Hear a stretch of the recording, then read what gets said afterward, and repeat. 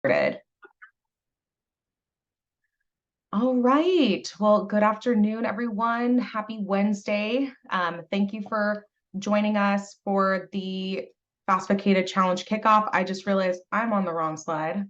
It's a Wednesday, but it feels like a Monday. There we go. And so for those of you who are new, this is actually our 7th year of the California Foster Youth FAFSA and CADAA Challenge. So we have a lot to cover today. A lot is the same. And of course, with the FAFSA Simplification Act, a lot is different. So we'll be talking about all of those components today. We'll go through the nuts and bolts of the challenge. We'll also talk about how you can verify financial aid application completion for your high school seniors that are in foster care. We have a special presentation today from Amy Fowler with CDE, and then we'll share a lot of resources available to you as well as the students that you serve. We'll also have an abundant amount of time for questions and answers, so feel free to come off of Zoom or come off of mute or use the chat function, and we'll be sure to answer any questions that come up for you. To kick us off, I would really appreciate it if you would take a moment to just share your name, your county, your role with the FAFSA and CADAA Challenge, and then your completion rate goal for the 2023-2024 challenge. I'm hoping some of you have thought about this a little bit, looked at your completion rate from last year, and are already thinking about that goal number for 2023-24. We love to look at these and then compare them to the end of year reports that will be due in June. So I'm going to start off by just talking about why we do this FAFSA CADAA Challenge and why college is so important for the foster youth population. We looked at some research by Chapin Hall, the Cal Youth Report studies, and if you're not familiar with those studies were conducted looking at California-specific data for youth who were participating in extended foster care and youth who were not participating in extended foster care. And there were a lot of insights that we were able to glean from these reports. But one of the ones that was most fascinating to us was that 86% of the foster youth who were surveyed indicated that they wanted to go to college, that they had aspirations to pursue post-secondary education. However, only 55% ultimately enrolled in a post-secondary program. And ultimately, only 11%, actually about 10.8%, ended up completing a 2 or 4 year degree by age 23. So there's a major, major drop off when it comes to those who want to go to college and those who are actually able to successfully complete their degree. And why the FAFSA and CADAA Challenge matters so much is because financial aid is the single greatest indicator as to whether or not a student, particularly students from low-income backgrounds, are able to successfully matriculate into higher education, as well as successfully complete their degree. Research has shown that high school seniors that complete their FAFSA are 63% more likely to enroll in higher education. And it also indicates that the higher the amount of financial aid that they receive, the higher the likelihood that they will successfully transfer from a community college or graduate with a degree. You can see on the slide that students that received only $1,000 to $2,500, only 17% ended up transferring or graduating. But when that amount of aid received increased to $7,500, 49% ended up transferring or graduating.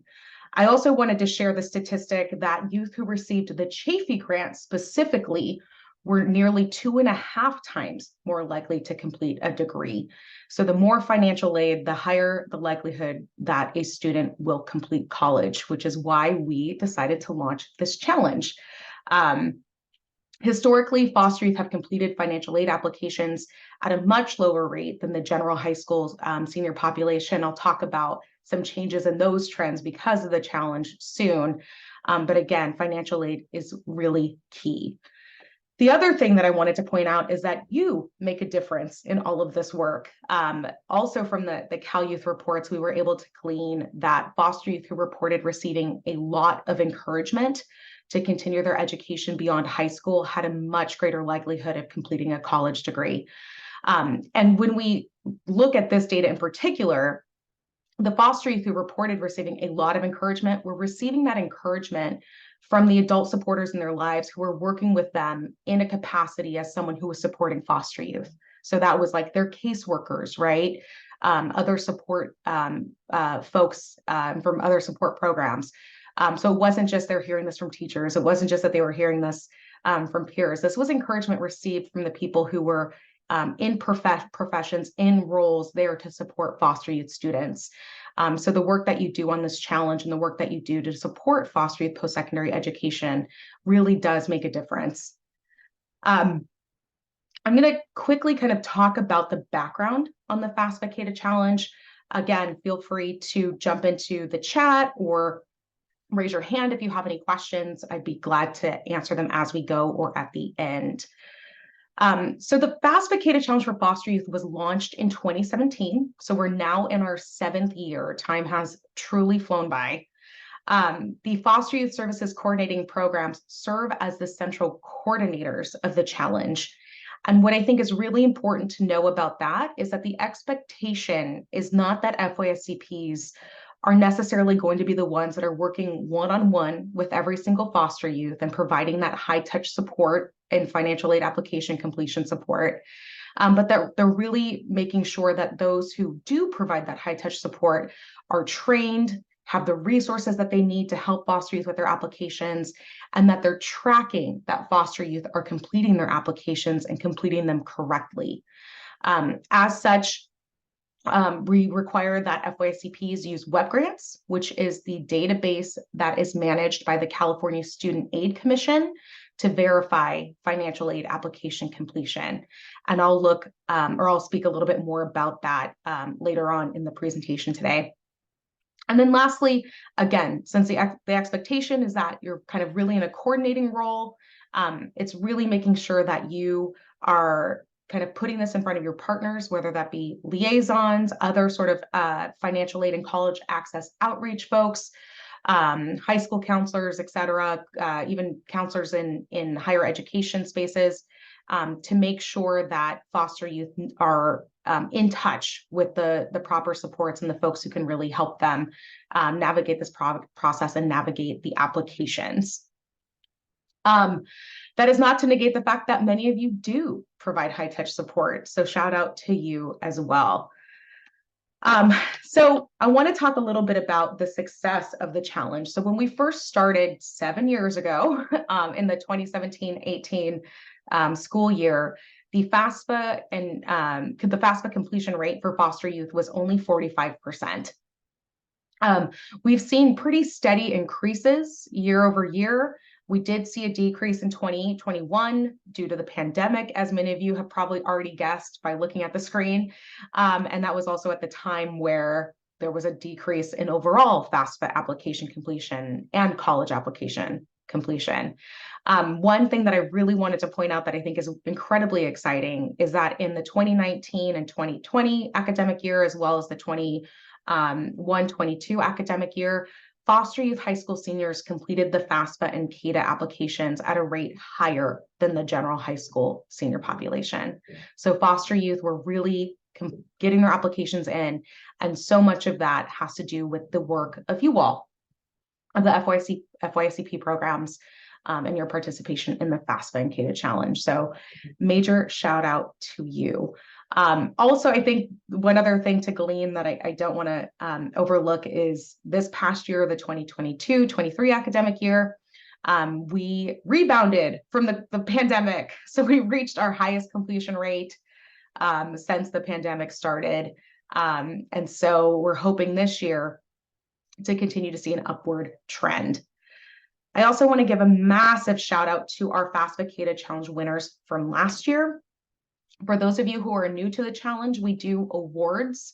Every FYSCP program that participates in the challenge can win up to $1,000 in unrestricted funding. And we kind of put you all in size brackets based off of the number of high school seniors that you have in foster care so that it's fair. And so you can see last year, Riverside won our large county category with a 76% completion rate. Fresno, which wins often, shout out to Pam and her team, had a 100% completion rate in the medium county category. Tulare got 100% in the small, and then San Mateo won for the very small category, and that was their very first time winning the FAFSA CADAA Challenge. So kudos and shout out to them. And then I would be completely remiss if I did not specifically acknowledge Los Angeles County Office of Education. They reached an all-time high with a 71% completion rate and over 656 applications completed.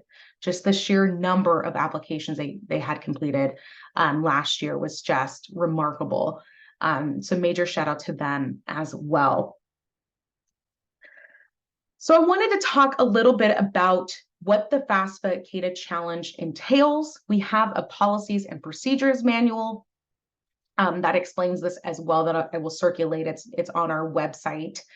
And Jessica has the link to that resource page as well. She'll probably drop that in the chat for me.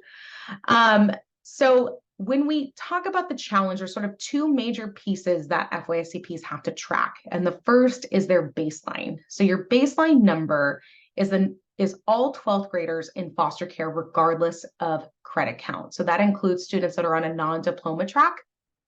It also includes students that might be on a special education certificate of completion. It also might include high school seniors that are going to end up ultimately being a fifth-year senior.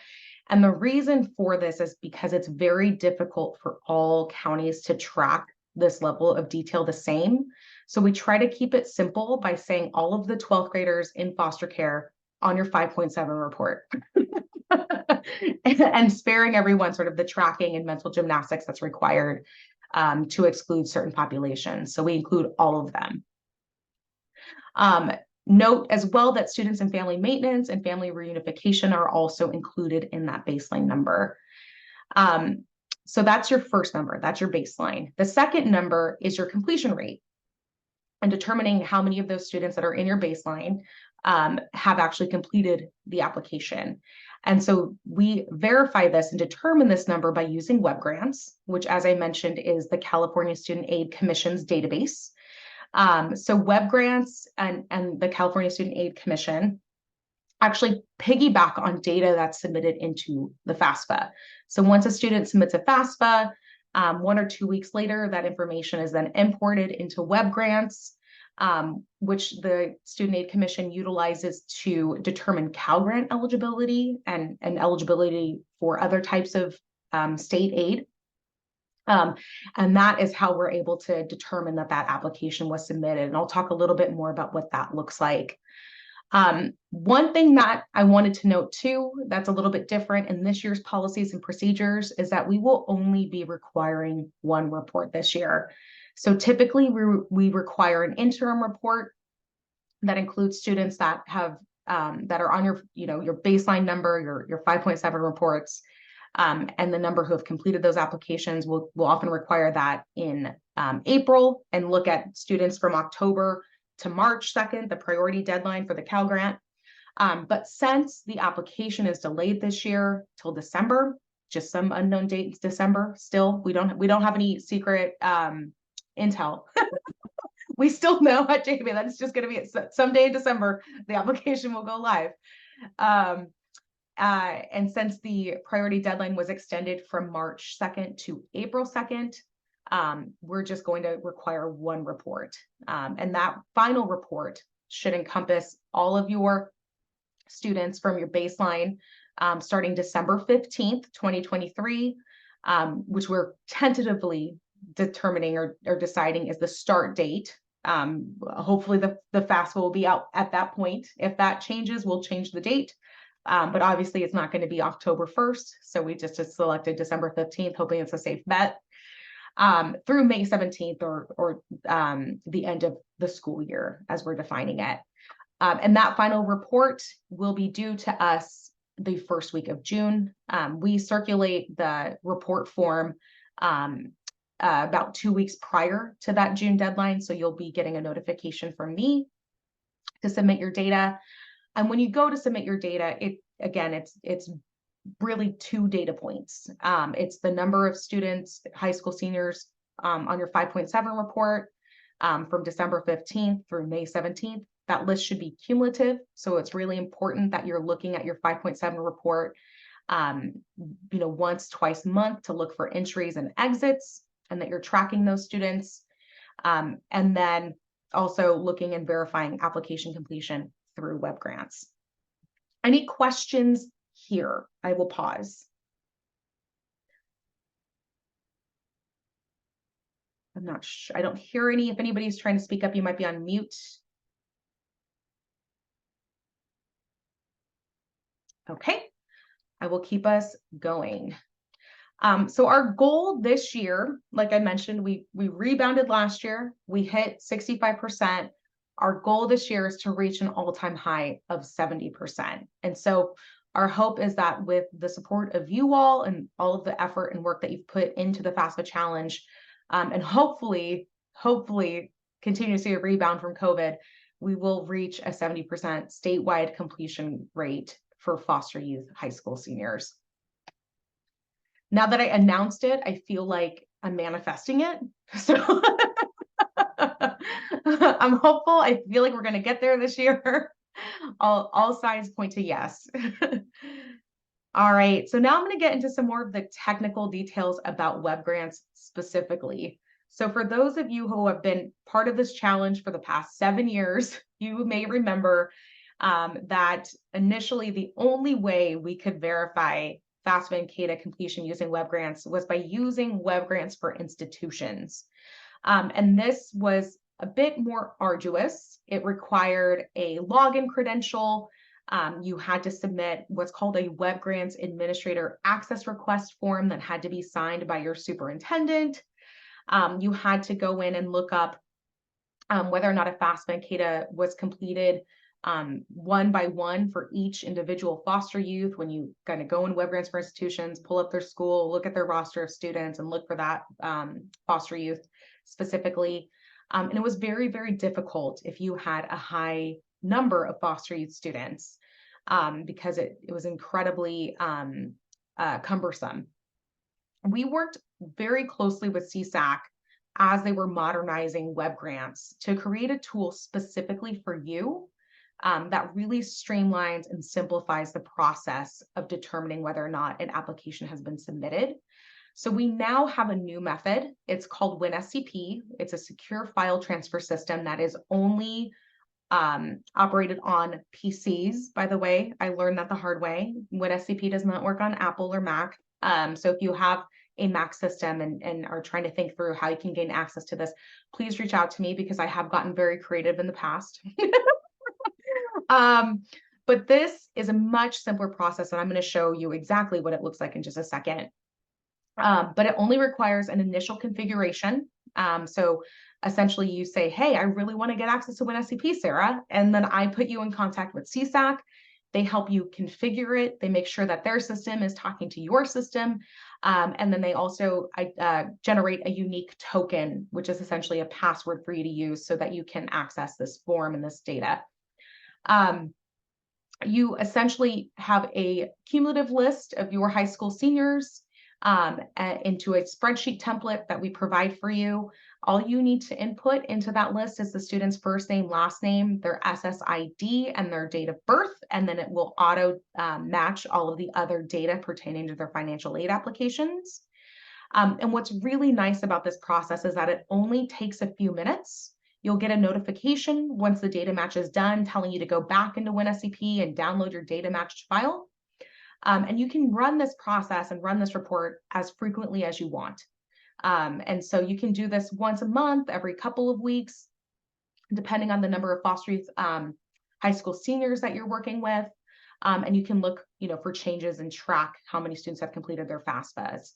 Our hope is that FAFCPs are running this report and looking at their roster, seeing who hasn't completed a FAFSA, who has completed a FAFSA, who maybe has issues with their FAFSA and might need some additional support, and then reaching out to their high school counselors or reaching out to CSAC if there's an issue with the application. One other thing that I will note, we have a lot of great resources on our website that have some more information about WinSCP, we have 2 sort of tutorial videos if you're trying to get familiarized with it. We also have a great guide on how to interpret the WinSCP data match. So again, this is just sort of the same information, but prettier. So you log into WinSCP, drag and drop your file, it syncs with their directory. It does this whole automated data match. You no longer have to go in and look up students one by one. Your report is generated, it pings you when it's ready, and then you download it and you're able to see the data. So I'm going to stop this share really quick and show you exactly what the template looks like. Can someone nod and let me know if you can see that? Yay! So this is just a sample of what the data match looks like. So the fields in green are the fields that you input. So these would be your high school seniors from your 5.7 report. So you have their SSID, their last name, first name, and date of birth. And then the data match will tell you all of this other information. It will tell you if they completed a Chafee grant, if CSAC and the Department of Social Services were able to match and verify that that student is eligible for the Chafee, and if the Chafee was awarded. Similarly, it will tell you here under Cal Grant information if their FAFSA CADAA application was submitted. So here in field 5, you can see a perfect submission, right? The FAFSA application was submitted. The student submitted it on October 15th, 2020. They were able to match the student's GPA to the GPAs that were uploaded by their high school, and they were awarded a Cal Grant. So this is exactly the type of information you'll get. One important thing to look at as well is that if a student didn't complete a FAFSA, it says none, there's no date that it was submitted. These are the students that you'll probably want to follow up with or reach out to their high school counselors or their other supportive adults to encourage them to get their application submitted. If it shows as late, it means that they did submit it, but it was after the priority deadline, which this year will be April 2nd. And if it says no EFC, this means that there was likely an issue with the application. And so a lot of times what we'll see is that there's a mismatched name. Maybe the student put a hyphen in their name on the application, but there's no hyphen on their name on their social security card. Or maybe they have a different name, their high school submitted a different name. And so sometimes it's something funky like that, which is why I encourage you to go on our website and access that manual on how to interpret the data match, because it will tell you specifically what you need to do. And sometimes it's just a student needs to go in and finish their application. Sometimes you have to, reach out to CSAC's institutional support and do what's called a forced data match. And why this is all really, really important is because if the application was not submitted correctly, and they're not able to calculate an EFC or there's a hold on it, that information is not transmitted to the student's institution of higher education in which they intend to enroll. So it basically gets put at a standstill, and that information never gets transmitted, and the institution is not able to package their financial aid. So really great resource and tool. Very happy that CSAC really worked so diligently to help us create this resource for you and definitively verify whether or not an application was submitted and that it was submitted correctly.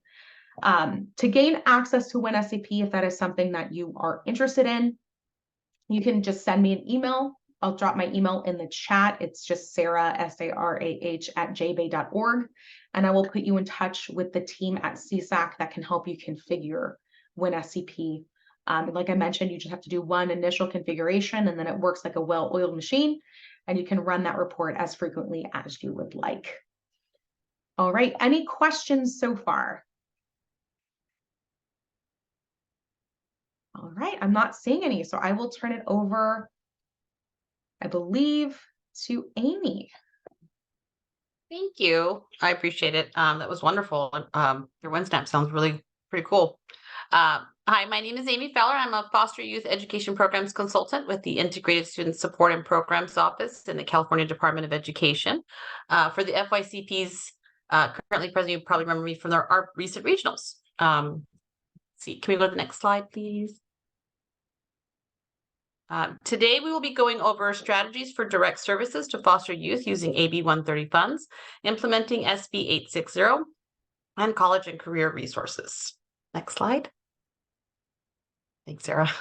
AB 130 funds may be used for a variety of post-secondary preparation supports and services. Some counties have chosen to create programs, while others have utilized their local community-based organizations, CBOs, as foundational resources. However, most counties have managed to employ a mix of both strategies to build capacity in high school to college transition, financial literacy, and career planning, while promoting student agency, either by hiring staff or employing the services of a local CBO to provide education case management, increase attendance, academic improvements, and establishing graduation opportunities. Next slide. For example, they've provided access or scholarships to summer or winter break academic programs and provide transportation. They've partnered with local college or universities to create a support program like Summer Bridge for semester or spring breaks, provide opportunities and transportation for college and career tours. Many school districts offer career and technical education programs or pathways where they have established partnerships with local businesses. These partnerships may lead to other job fairs, internships, or events for foster youth. Some counties have provided case management, which creates an education plan and research what the youth is interested in doing to see if anything is available in your area for the youth to attend. Research and fund online programs such as financial literacy courses or other life or career option skills. While purchasing a computer for a youth is not an allowable expense, some COEs have set up workshops where the youth is provided the space, computer, and supplies to attend online services, supports, trainings, programs, and so on. Some COEs have hosted a campus career fair at a school campus where local companies, colleges, vocational schools can speak to their company's mission statement and explain the path to careers in their company or field. Next slide. Please note, although the implementation of AB 469 no longer requires FYSCPs to include FAFSA or CADAA application information in the FYCP end-of-year report, efforts to ensure all foster youth have support and assistance in completing these applications remains a requirement of the FYSCP program plan. And this is true for the next program plan that we'll be developing soon. The FYCP program plan must describe how the program will coordinate efforts to ensure, to the extent possible, the completion of the FAFSA and CADAA for foster youth in grade 12. This may include trainings and capacity building for school counselors. Next slide. FYCPs can coordinate FAFSA completion for foster youth by providing training to local educational agencies on how to complete the FAFSA, fund and or support FAFSA completion workshops, follow up with counselors, check in to see status, provide technical assistance. Next slide. The FYCP Hub offers many resources in providing guidance for the FAFSA CADAA application completion for FYCPs, as well as several college and career links to better inform counselors and foster youth of the available resources. Next slide. We also encourage you to work with your foster youth district and county contacts if you have any questions. They are really the experts on the ground and can provide you with information around any legislation, as well as what is being implemented within your county. And of course, you're always welcome to reach out to CD for any questions regarding legislation and or technical assistance with your FYCP program plan. You may reach our office at the foster youth inbox. Next slide. And that pretty much concludes my presentation. Thank you for having me. I appreciate it. I will place my email in the chat should anyone have any questions. Please don't hesitate to reach out to me. I'm always open to hear any creative ways you have to help encourage students to fill out their FAFSA CADAA. And so I get a lot of questions about, well, can we fund this or can we fund that? And so we always try to come from a place of yes to better assist. So please feel free to reach out if you should have any questions on any programs that seems a little bit where you're not too sure. We're happy to help. Thank you. Thank you so much, Amy. Lots of great information and love to see some of those creative ways folks are using their AB 130 dollars to support post-secondary transitions and financial aid application completion. And I'm hoping to hear more. All right, so now we want to spend some time, and I'm sure this is what folks really want to learn about today, talking about changes to the 2024-25 FAFSA application. And so I will be turning it over to my colleague, Jessica. Hello, everyone. My name is Jessica Petros. I'm part of the education team here at JBay. So nice to see you all. Go to the next slide. So many of you may have heard there was the FAFSA Simplification Act, which went into effect to essentially simplify the FAFSA, make it shorter, easier for students and families to complete. So the new FAFSA is going to be going into effect this year. However, our U.S. Department of Ed has not yet finished it. They're still working on it, and it is delayed. So typically, the FAFSA launches on October 1st, but due to the delay with the new application, it's not going to be released until sometime in December. And as Sarah mentioned, we don't know when in December, but they've got till December 31st. So it might be, December 31st. With that delay, there's also new changes coming up to the application, and we'll share a little bit about what some of those changes are. But even though the new application isn't yet out, there are things you all can do to support your students right now in getting ready and getting prepared for the new application. And also to know, California Student Aid Commission, who oversees the California DREAM Act application for undocumented students, is also working on updating their applications so that it'll mirror the new changes to the FAFSA. And they also will be releasing that application soon. We don't have an exact date, but they're working on releasing that as well. So I think the biggest thing to keep in mind that you can do with your students right now is actually start now to help them create an FSA ID. And this is critically important this year because of the new changes that are coming down the pike with the FAFSA. A FAFSA, once it is launched, will not be able to be fully processed until their application has been matched with a processed FSA ID. Now, when a student fills out that FSA ID, that kind of serves as their legal signature on the application, it takes a few days to process, and they have to match it with their social security number. It doesn't happen instantly for that application to get processed. So the big thing we're encouraging everyone to do now is start the process now with your students to set up and create that FSA ID so that it's already ready to go, it's already processed, so that when that application does come live sometime in December, when they sit down and fill out their FAFSA, they can, successfully finish that application and have it processed then. But to fill out their FSA ID, they will need to know their name exactly as it appears on their social security card, which is really important. A lot of times our students haven't seen that card. They're not sure what the name, maybe there's a hyphen or two double names or something like that. They'll need name, date of birth, and their social security number. So sometimes we know for some students it might be hard to have access to those documents. So again, start the process now, make sure they've got all that information, fill out that application online to get that FSA ID submitted and processed. And I can say, I'm based here down in LA County, and something we're actually going to be doing here is hosting lots of little workshops throughout the region where students can come in and get that support in filling out that FSA ID, along with kind of lower there on the checklist there, also completing their Chafee grant application. So another thing that you can do now to help students prepare and getting ready for that FSA ID is you can pull your list, your 5.7 report now, start looking at who your eligible high school seniors are, start identifying, outreaching to them, letting them know the application is going to be delayed, but you can start filling out your FSA ID now. We can support you in that process. Do you need assistance in getting the right information to get that going? Do you have an email set up, a Gmail, something like that? So you can look at that report now to make sure, students are aware of the information and what to do. Again, as Sarah was saying too, you can get access to your web grants account to get that process going. You can start that now as well. And then encourage students, they can start filling out the application for the Chafee grant.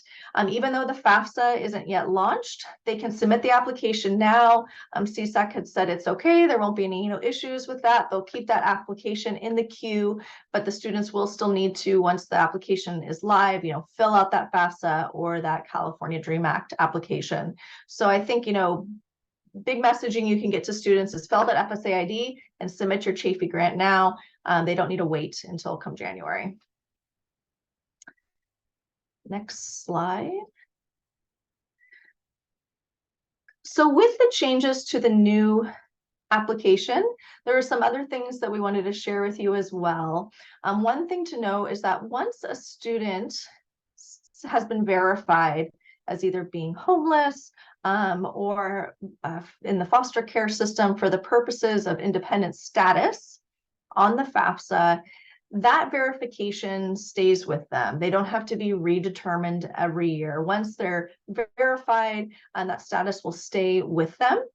So that's one new change that also happened with the new application that's going to be launching that we want to make sure folks know. So it's really, important that students do get support to make sure that that verification does go through to qualify for independent status on the FAFSA, which we'll talk about a little bit more on in the next slide, but essentially means that they don't need to report their parents' income. The application will be just based on their information, their financial information, and that often leads to them qualifying for more financial aid as well.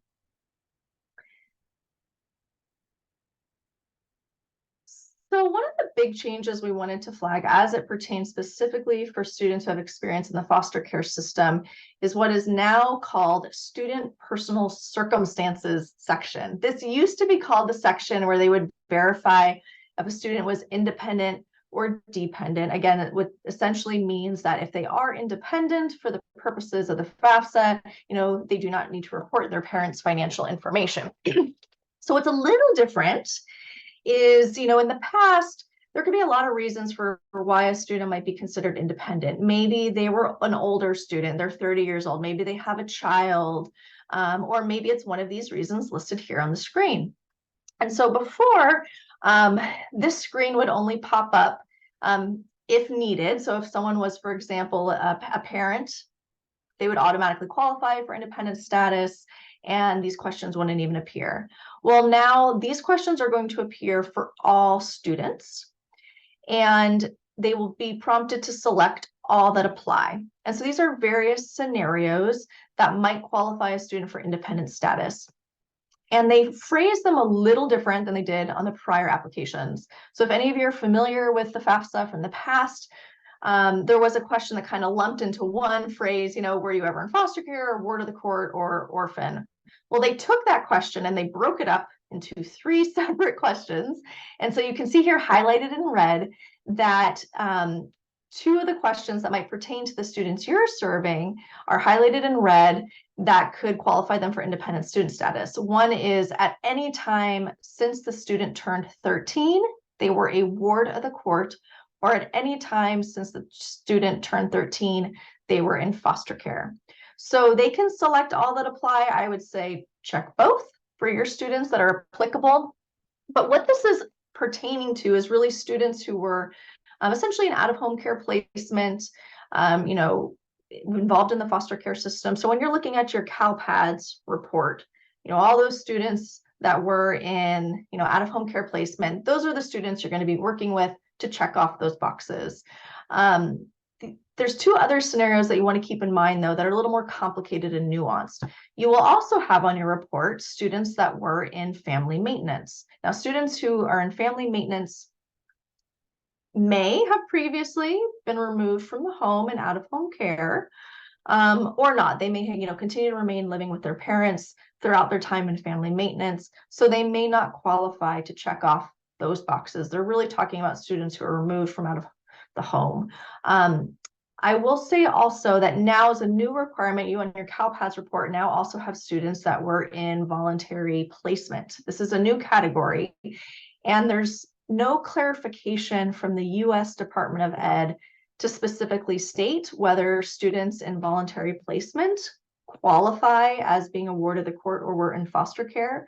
So we, just so you all know, we're in the process of reaching out to CSAC and CDSS to see if we can get some clarification, to get some more, more clarity on if those students may also qualify to check off those boxes. And we will follow up with everyone once we do. But right now, these are the 2 main categories to keep in mind for your students, and you really want to make sure that they check off that box so that they qualify for independent status and they're not reporting, any caregiver information, parent information on the FAFSA, and it will greatly simplify their process as they fill out the application as well.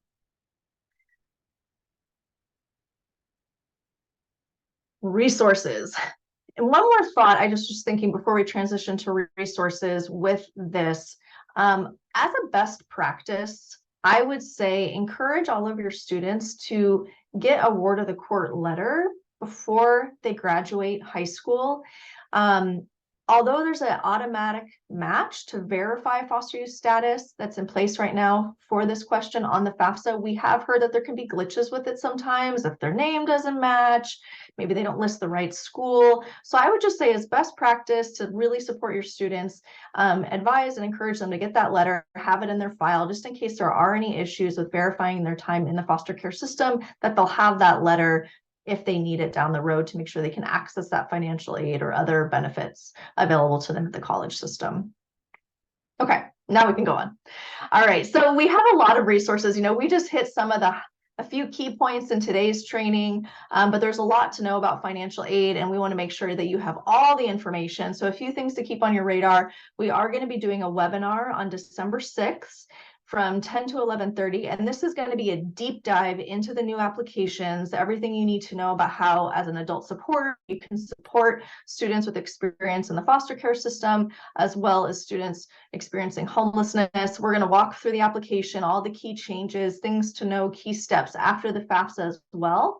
So we'll put the link into the chat if you want to register for that. I think it's great, even for someone who's familiar with the FAFSA from before, this can be your opportunity to really get familiar with the new application. And if you aren't able to attend, it will be recorded. So I would still encourage you to at least register, and then we'll send out the meeting materials and the recording after the fact as well for those that register. We also create lots of resources and materials to support you along the way. We kind of have something for everyone. So we have, of course, the FAFSA Challenge Promising Practices for our FYSCPs. We have a high school counselor toolkit. So this is a great resource to be able to give to your districts, like your counselors, to let them know what they need to know about supporting students in the foster care system.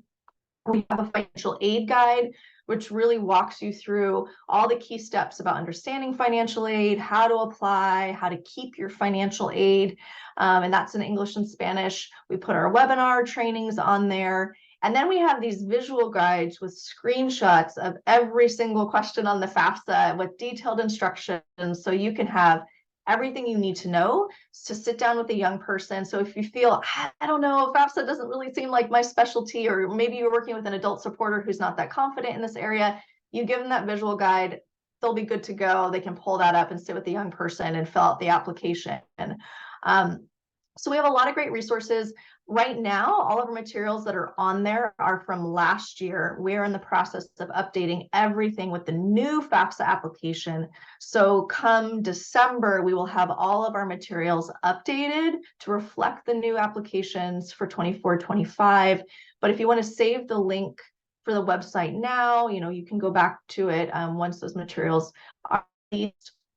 And we also have a tip sheet, as we were talking about, you know, the things that you can do with students now to get them ready for the application come December. That's going to be on there as well. And we'll put that link into the chat too.